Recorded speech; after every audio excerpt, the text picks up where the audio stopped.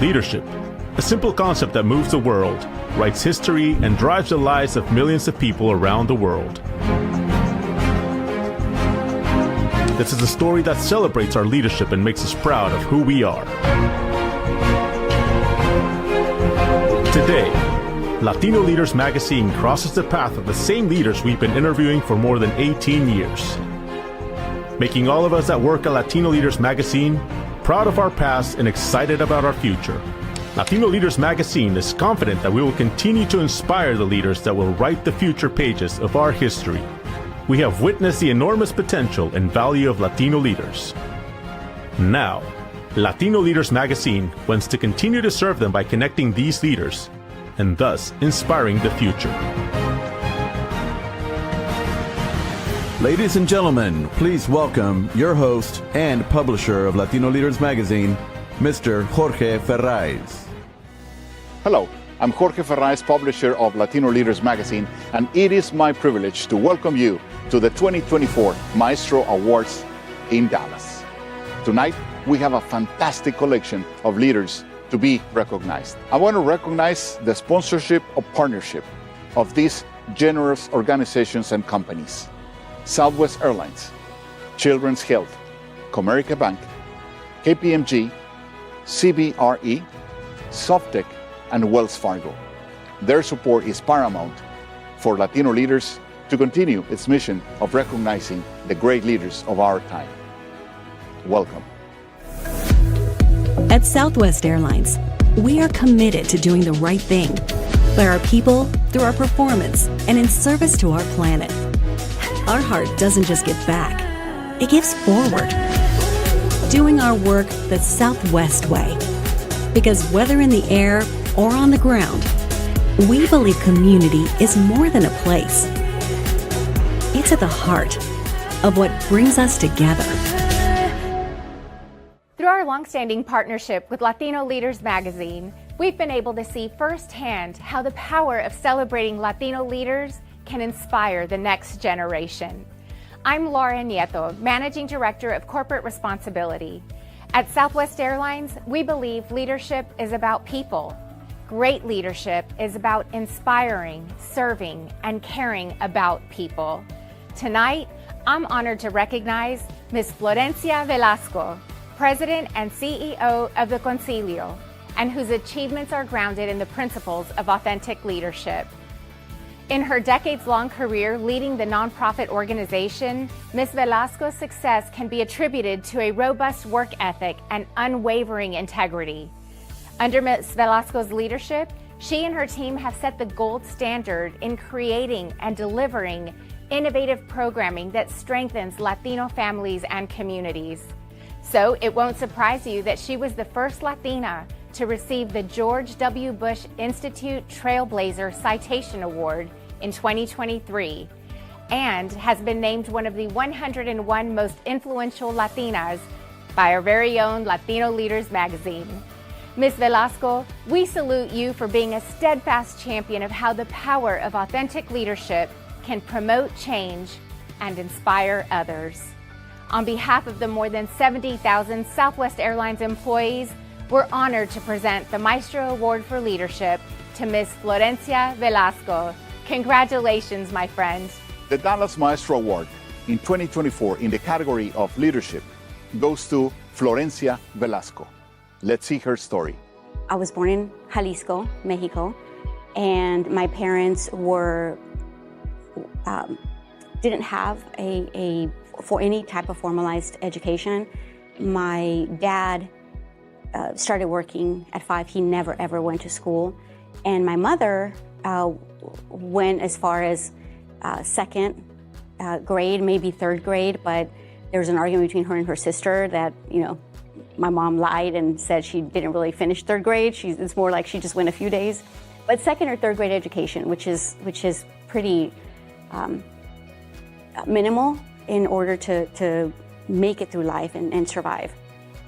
And I think that just growing up, I was always feisty, and I always saw that things weren't necessarily fair between girls and boys, and I always sort of stood up, and I grew up with all brothers here in the States, and so I just always felt like I had to fight for everything, and I think that actually gave me sort of the sense of I can handle anything, I could take anything, and the fact that my parents encouraged me to be who I was, and they kind of liked me being, that I didn't take anything. And so I think that's sort of what started my drive to change things that I think are unfair and give a different perspective for the underdog, for people that usually are on the margins, for people that some of us take for granted and think that, they don't deserve to be treated with dignity and respect. And also that was sort of instrumental in me thinking, oh, I go to college. And eventually I did. My first job after college was working with gangs in California in the 90s. That's when gangs were in their heyday.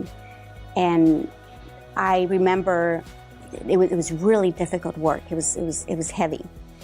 But I learned that the only students that made it out of that lifestyle were those whose parents made the necessary sacrifices to get them out. And so then after, as soon as I learned that, every community that I worked in within LA County, I actually engaged the parents, and it's like, okay, let's talk to your parents, because I realized that was the key.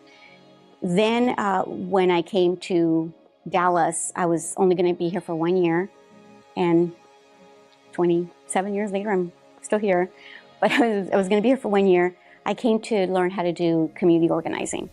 And there as well, I think I learned that, if you want to invest in children, the best mechanism for that is their parents, because their parents have a voice, their parents are the ones that can advocate.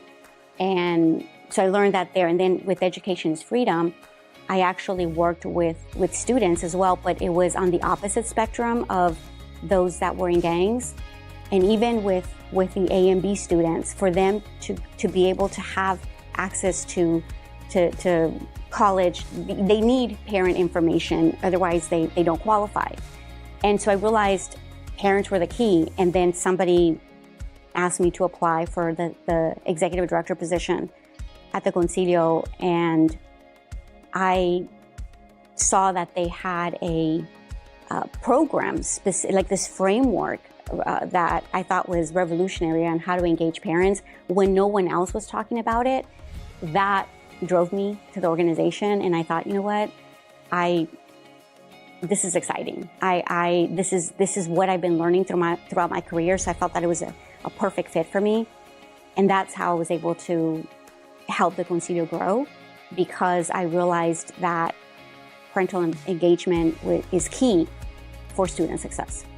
I feel incredibly grateful to be here and have this job that I love. Like, I love getting up in the mornings and figure out, okay, what can we do now? How can we be better, do better?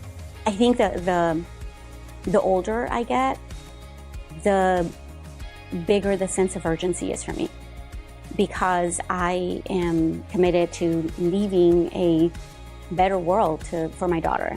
When my daughter was born, who's another one of my heroes, her and my husband, it just sort of something in me clicked that I wanted to be a better person for her. What we're doing right now at the Concilio is we have expanded beyond direct services, and now we're really looking at how do we change the systems to create a better world for the families we work with. Because, when I work with gangs, when I worked with, in all throughout my career, I am more fired up about tackling all of the barriers that exist for Latino families. With direct services, we're working with them directly to help them, but then also the ecosystem around them. How do we create an ecosystem that actually welcomes them, that actually values them, that actually removes the barriers that they have to go through. And a lot of times, the barriers seem to be so massive that we give up. And that's why we have some of the disparities that exist within the Latino community. And just my future and how I want to spend the rest, my professional career is really how do we close that gap and how do we think differently and innovate and come up with solutions that people aren't really thinking about to shake the system so that these barriers are not there for this next generation. Here at the Concilio, it's definitely the families that we serve. It's Ms. Guevara that, people dismiss her because she probably doesn't have a formal education. She doesn't make a lot of money. And, life has her down, but then she comes to one of our programs and she learns about her own power. She learns how to navigate the educational system. She gets resources to be able to provide food for their children, provide health insurance for their children. We help her become stronger and more confident. And that's what sort of helps me focus and get through the mess that sometimes happens in the workforce. And that drives me. I remember speaking to a man once about what we did for him and his son and the relationship between him and his son. And he described the Concilio as, he said, the Concilio made me whole. And so that sort of, that impact that can't be measured is what basically keeps me going and makes me want to fight harder. And the reason why is because I see my mom and dad in all of them.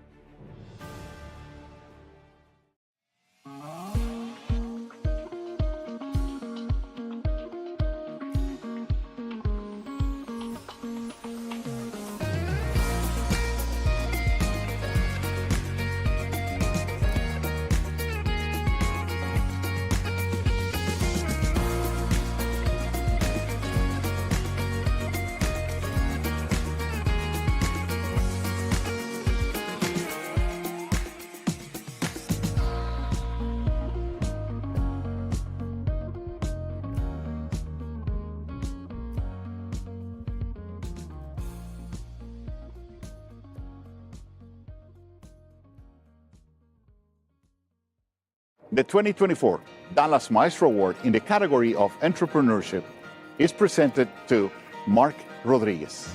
Let's see his story. I was born in Fort Stockton, Texas, but I did not grow up there. I grew up in San Antonio, Texas. I was very fortunate. I remember growing up with many siblings. I had an older sister, and then Mom had Mark, Matthew, John, and Luke. So very, very Catholic, evangelistic family. I'm a sinner, but I'm still going straight up to heaven because of my mother and her four sons. I was fortunate to go to a Catholic school in San Antonio. As the oldest boy, I ended up going to University of Pennsylvania in Philadelphia. I don't think I nor Dad realized it was an Ivy League school. I think Dad just knew it was 2,400 miles away, and he wanted me to go away to school. But I remember being at the University of Pennsylvania. I was a junior, and we went to Harrisburg, the state capital. And I saw a lawyer presenting to our class.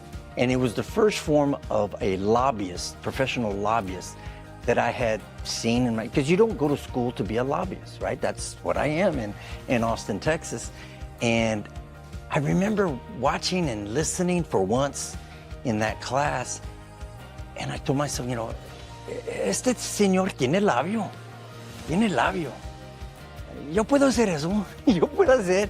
And I really thought I really wanted to be a contract lobbyist in the future. I thank my mother and father a lot. My favorite phrase is, hang in there. That's all Jefito ever gave advice. Hang in there. Well, if I miss the bus, hang in there, mijo. If I miss a payment, hang in there, mijo. If I couldn't get a loan from the bank for business, hang in there, mijo. It was always hang in there, and I think there's a lot to be said to just, you know, hang in there. So when you have a jefito and a jefita with that type of foundation in your life, I can't help but give back. Barrio to me is a very special word, because that, it doesn't mean an impoverished area of a city. To me, it's my neighborhood, right? To me, it's you know, it's my gente. And that's where Mom and Dad chose to raise us. And it's Kenwood, right? My barrio is Kenwood in San Antonio. I remember I remember not having as much as others. But Dad provided. Dad provided well. He said, we're not poor, mijo. We're just broke. So being raised like that was good for me. I have 4 daughters, Alyssa, Bella, Carmen, Danielle. I love them dearly. I love their mom, bad. I love her bad. It's too bad on their college applications that there's not a line that said, my dad used to be poor, right? But that foundation growing up, I believe, is the foundation that I now share with 4 Latinas, you know, in my house. Those Latinas, they asked me a lot of my upbringing. They asked me a lot of, you know, tell us stories about the barrio, right? And Latinos, Mexicanos, Americanos, Hispanics, we have very, very rich history. And we have very rich experiences. And we need to share them.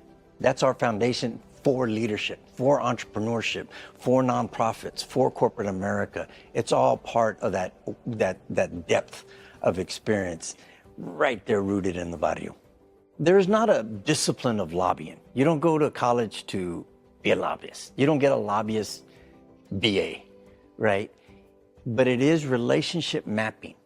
How do you provide access to the policy and political process for your client? That client being private, local government, nonprofit, whatever the case may be.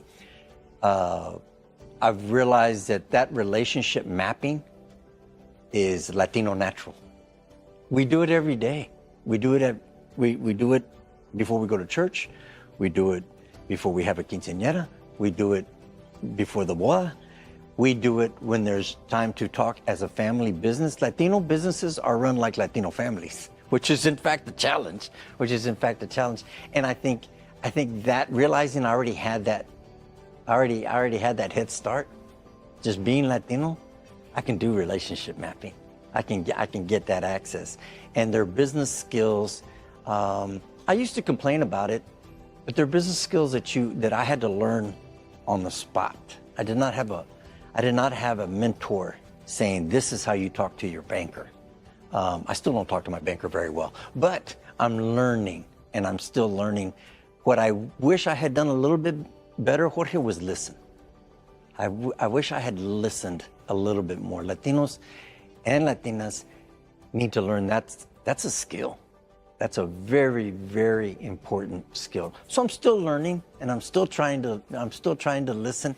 Like I said, I intend to get more than 4 friends in the next year, but today I have, 4 friends for the celebration. Every day I walk into a meeting, I'm Rodriguez. Every single day, every single meeting. And it's well known. Latinos are very underrepresented in many business sectors. It's going to change, and it's changing very, very fast. So I believe I had a double responsibility. I had a responsibility to be an entrepreneur that happened to be Latino, but I had another responsibility in that I need to be successful for the shoulders that I stand on, right, on Latinos, and the shoulders of the young people behind me, right? I can't pull that ladder up, but that ladder has to be successful to be able to help. So it's 3 generations, the ones before, the ones now, and the ones that are coming, that are coming up. I think that's my drive. I enjoy it. I enjoy it a lot. I'm really enjoying this interview. It's fun to talk about this, and it's not reminiscing. It's more about it's a strategic review of what I've done before, and I haven't done it all right. We're not always gonna do it perfect, but do it consistent, do it well, and strive. That's okay with me. That's okay with me. My daughters, they don't care whether I got a Maestro award or I'm head of the self-made 100,000 club, right? People talk about self-made millionaires. I'm a self-made 100,000 right? So I know I have that accomplishment. They don't really get caught up in the politics and the people that I meet. They want their dad at home, helping, supporting, and believing in them, and they want me to love their mom. It really is basic. So my legacy for my daughters is that I was a good dad. Not always, but I tried. I tried hard, and like I said, I love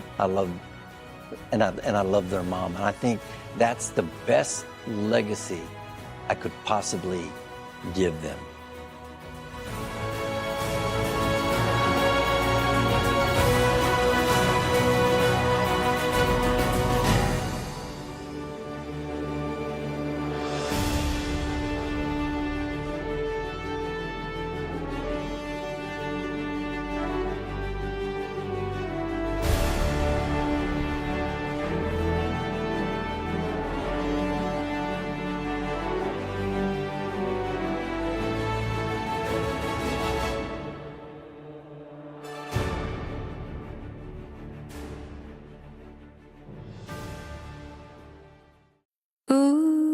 Child, things are gonna get easier. Ooh, child, things will get brighter. Ooh, child, things are gonna get easier. Ooh, child, things will get brighter. Someday we'll get it together and we'll get it all done. Someday when your head is much lighter. Someday, we'll walk in the race of a beautiful sun. Someday when the world is much brighter.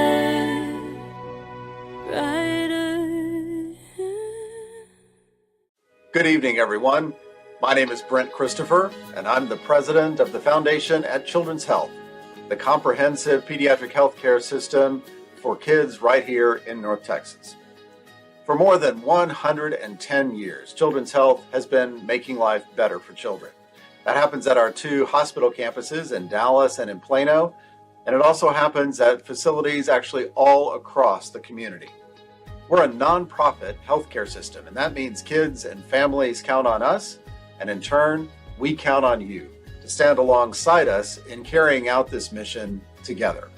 Children's Health is the 8th largest pediatric healthcare system anywhere in the United States, and we are so proud to be recognized once again this year by U.S. News and World Report as one of the very best. Whether it's routine illness or injury, or it's something that's more complex, Children's Health will care for over 300,000 individual children this year. That number is only going to grow as the population in North Texas continues to boom during the years ahead. In collaboration with our academic partner, UT Southwestern Medical Center, we are committed to making life-changing discoveries and delivering incredible care at the bedside of a sick or injured child just when they need it the most. Children's Health is thrilled to be back yet again this year in support of the Maestro Awards, and it's my honor to present the Maestro of Community Service Award to Dr. Juan Hernandez. A highly regarded professor and advisor to public officials, Dr. Hernandez served as coordinator of the Office of Mexicans Abroad during the administration of President Vicente Fox, and he also served as Secretary of Migration and Foreign Affairs for the state of Guanajuato. Congratulations, Dr. Hernandez, on attaining this well-deserved recognition of all your achievements. Everyone at Children's Health stands with you tonight, and we are so honored to celebrate what you have accomplished personally and professionally through your service. The Dallas 2024 Maestro Award in the category of community service is being presented to Juan Hernandez. Let's see his story. My mother was an immigrant to Mexico. She was born in Fort Worth, Texas, and she went to study art and literature and Spanish to San Miguel de Allende, fell in love with a law student there in Guanajuato, and they formed a family of 6 children, Mexican-American children. I was the first of those confused 6 children. ¿Qué soy? ¿Mexicano o soy americano o los dos? You know, what am I? Am I Texan? Am I Guanajuatense? And I've spent literally my entire life going back and forth with one foot in Texas and one foot in Guanajuato, and feel honored that I would be able to participate in both nations that I love. Having both cultures, both languages, my father used to always analyze with us kids, okay, what do you have that you can provide the world, society, companies, etc. And we'd always come to the conclusion that we're bilingual, we're bicultural. We understand both ways of life. And so my first job was in Guadalajara, Mexico, working for a newspaper owned by Americans and in English in Guadalajara. And I'd gotten my BA in a combination of English and Spanish, Mexican literature. And so I wanted to be a writer. And so this a small newspaper of mostly expats from the United States who lived in Guadalajara. The owner said, okay, if you will help us sell ads in the newspaper, based on how many you sell, we'll give you space so you can write. And so, wow, it's wonderful. So here I am selling in restaurants and everywhere that I could ads for the paper so that they would give me the opportunity to write. But I thoroughly enjoyed that job. Then teaching. Got an offer for my master's and PhD, scholarship at Texas Christian University, but in exchange for teaching in the Spanish department and in the English department, but in the Spanish department, teaching Spanish, teaching once again about Octavio Paz and Carlos Fuentes and other writers from Mexico. And then slowly but surely, individuals and companies start searching individuals who can help them cross the river, and politicians suddenly asking, well, how could we do this in Mexico? When I was up here and then in Mexico, how could we do this in the United States? So being that bridge has always followed me and always been a blessing. My father, a Mexican attorney, moved to Fort Worth to work with some U.S. attorneys, and the Reagan amnesty occurred when he was up in Fort Worth. And so suddenly he's pulled into immigration, and my father was very passionate about helping people and about helping immigrants. And I watched him. He had a line outside his house that went all the way around the block, starting at 6:30 in the morning and all day long into the night. And my father would help them fill out all their paperwork, and maybe he'd charge some, or maybe he wouldn't charge. And he would take all of this to make sure that every single one of these individuals was able to participate in the amnesty of that time. So that was just watching my father and him explaining to me their importance, and how these individuals are a blessing to this nation, and how they haven't always been given the opportunities both in Mexico and the United States, and how they're so important to this nation and to Mexico. And then the second one, right around that same time, there was a man named Bob Amundson. And some people in Dallas, I'm sure, will remember him. And Amundson decided with SMU, Southern Methodist University, to bring 10 young leaders from Mexico to meet 10 young leaders from the United States, and to talk about U.S.-Mexico relations over 3 days and at SMU, and invite important speakers from Mexico and the United States to speak to the group. And we were provided with books to read. Once again, Octavio Paz, who seems to be popping up every time I talk today.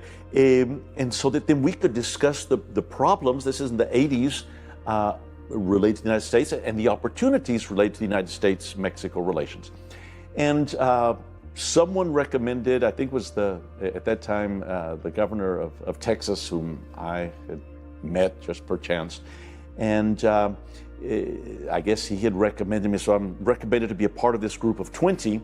And the first thing, the problem that they have with me is, do we put him with the Mexicans or do we put him with the Americans?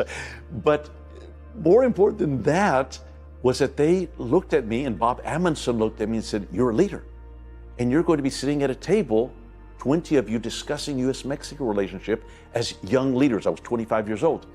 And I said, "Who else is going to be there?" Well, some guy named Jorge Castañeda, I think. And someone named Juan Carlos Romero Hicks, later governor of Guanajuato. And 3, 4, 5 people that I'd heard their names. I'd maybe seen articles that they had written, or even books like Jorge Castañeda. But for someone to put me in a group with 20 leaders and tell me that I was a leader, me? Are you talking? And that motivated me, and to think that why can I not do great things for these both nations? As confused as I was, not knowing which side of the table I should sit, but and I've carried that not just for myself, but it showed me the importance that we must tell young people, highlight if we do see some qualities in them, but not minimize that they share both nations, both cultures, both views of life. All of us, we need to keep serving. And people who say, well, all politicians are crooked, that is false. Being a political servant is so important, and we must invite young people to participate in politics, especially Mexican Americans, in my opinion. It is a reward in itself just to serve other people. And then number 2, so I'll continue serving. I don't think I'll ever retire in whatever area that I'm invited, or that I can make a niche for myself to continue. Once again, 1 foot in Mexico, 1 foot in the United States. And the second is recording it. It's writing about it. Now it's filming about it, not just writing about it. As I was growing up, the books were what called me to learn about Mexico, to learn about Mexican Americans, and through literature, and through novels, and through poetry, my goodness. Without that, there's very little vision. And keeping, I think, is so important, both sides of the border, and all of us who have a passion that things get better for other people. it's having the la brújula, see, that includes faith, that includes believing in others, and that includes thinking in a positive manner that things can be better, and that we have a responsibility. Yes, I believe above and here. As a former professor once told me in one of the classes of theology, he said, there are only really two professions that are worthwhile participating in. He said, one is being a priest or a pastor, serving God, and the other one is serving people, the politician. And I've never forgotten. You should probably work on both.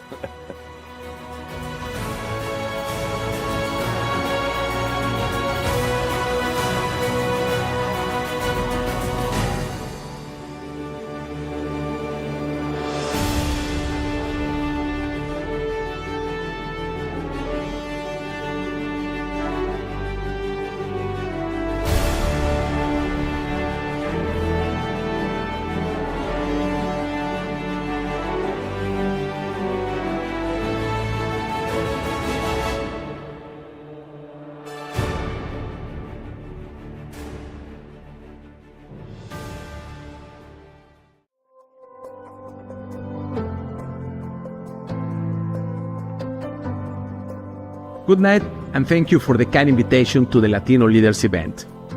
It's an honor to be here celebrating the remarkable contributions of today's awardees, recognized with the Maestros Award. I'd like to extend a special thank you to Jorge Ferraiz for his ongoing support and dedication to highlighting our community's achievements.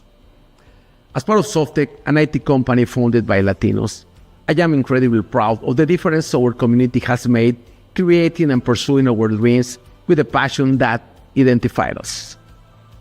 At Softec, we harness our cultural heritage to deliver innovative solutions that help companies across all industries thrive in today's fast-paced digital world. Our unique perspectives empower us to see opportunities where others see challenges, turning technology into a powerful tool for growth and transformation. Congratulations to all the honorees. Your achievements make us all proud and inspire us to continue striving for excellence. Thank you and enjoy your night.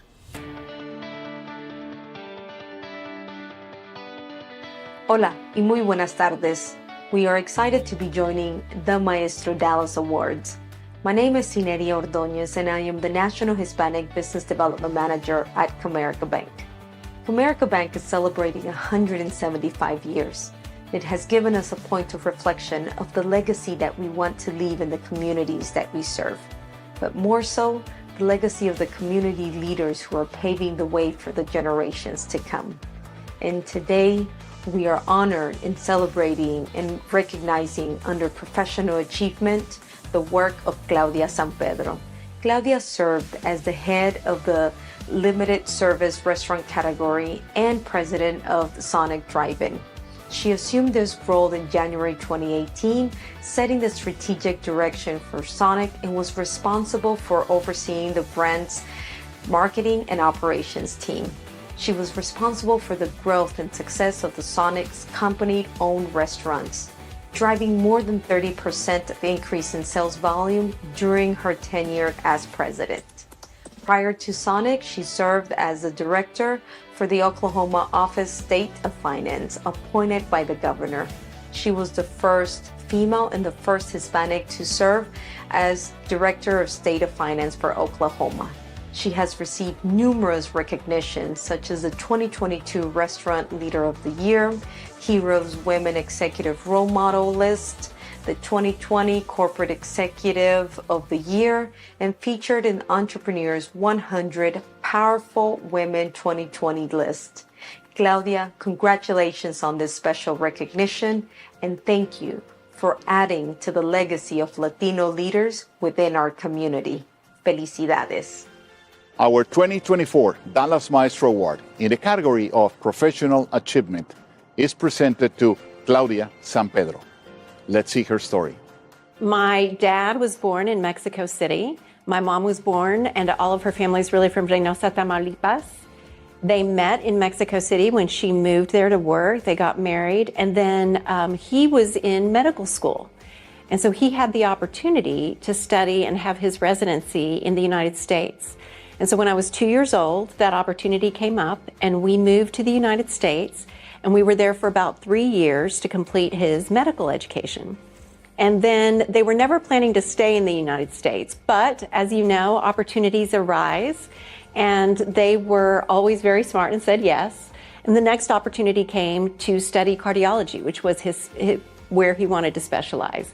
That was when we moved to Oklahoma.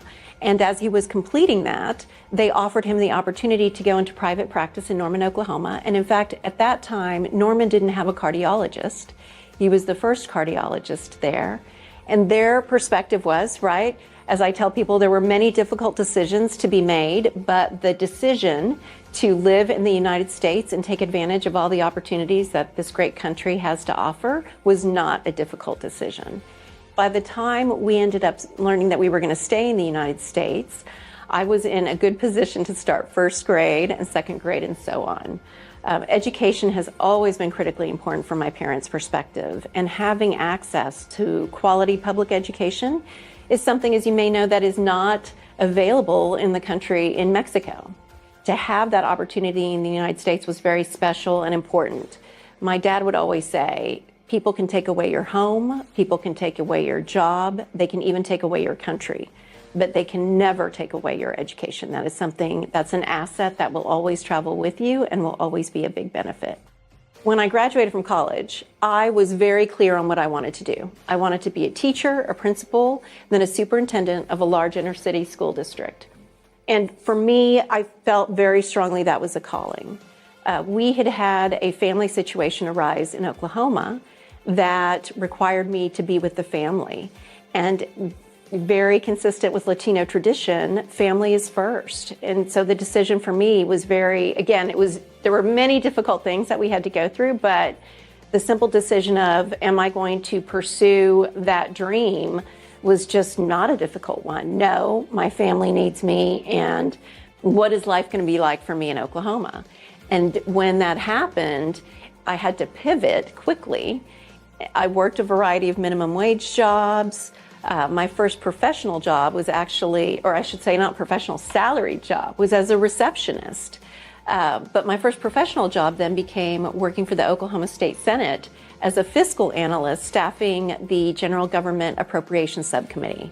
And that was another transformational experience for me.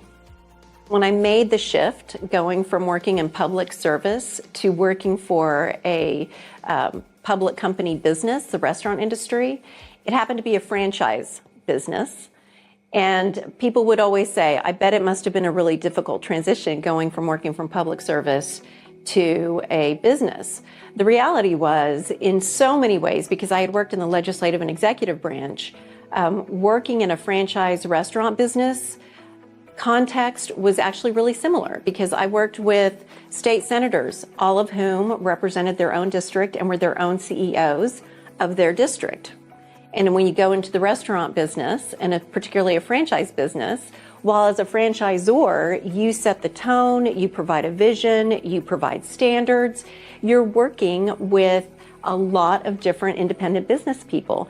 And so what's important about that is relationships are key, and you are in a situation where it's not hierarchical, and it's not, I tell you to do something, but a lot of it is about influence, persuasion, providing a business case, being empathic, because you need to understand what the other person's perspective is.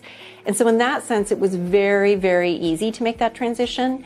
The other part on finance, budgeting and finance has always come naturally to me. I love numbers. I love the idea of what you can do with money and how you can make a positive impact.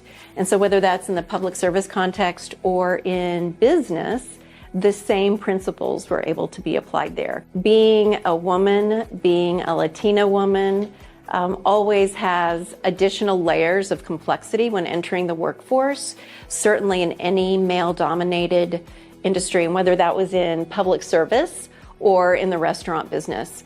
I have been incredibly fortunate, because most of the leaders I've worked for have always valued developing high-performing teams. And to develop a high-performing team, you have to look at diverse thoughts, perspective, and talent, and it may not be where you think it is.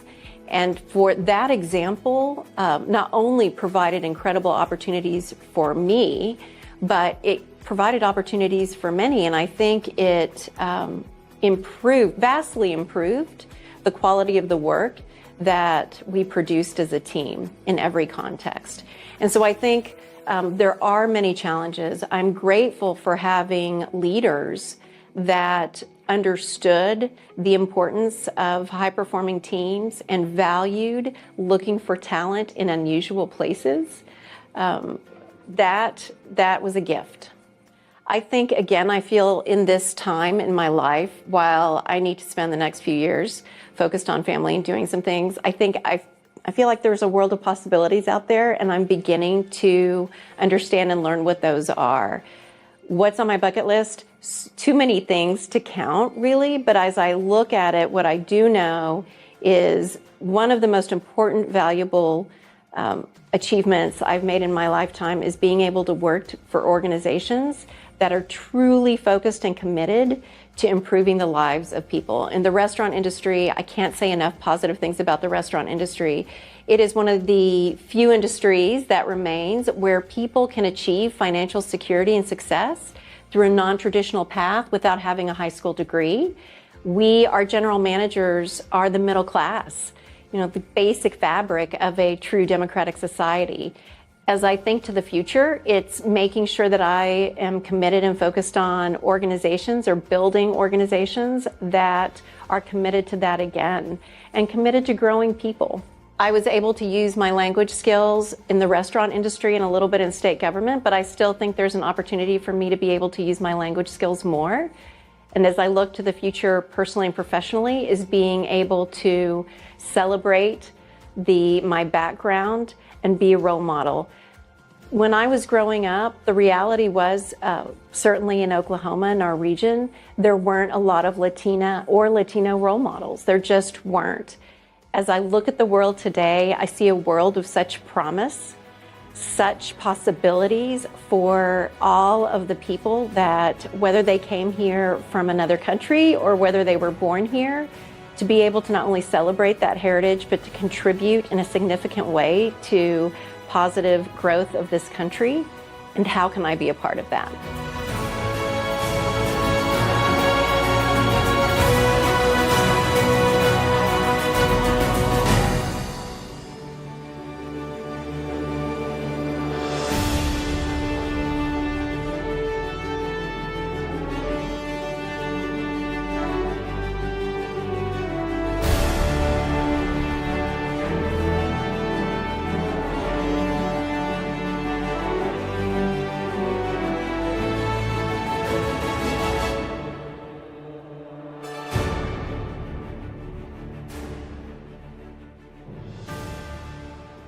This has been the 2024 Dallas Maestro Awards.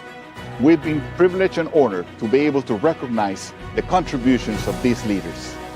I want to thank our sponsors again, Southwest Airlines, Children's Health, Comerica Bank, KPMG, Softec, CBRE, and Wells Fargo for their generous support.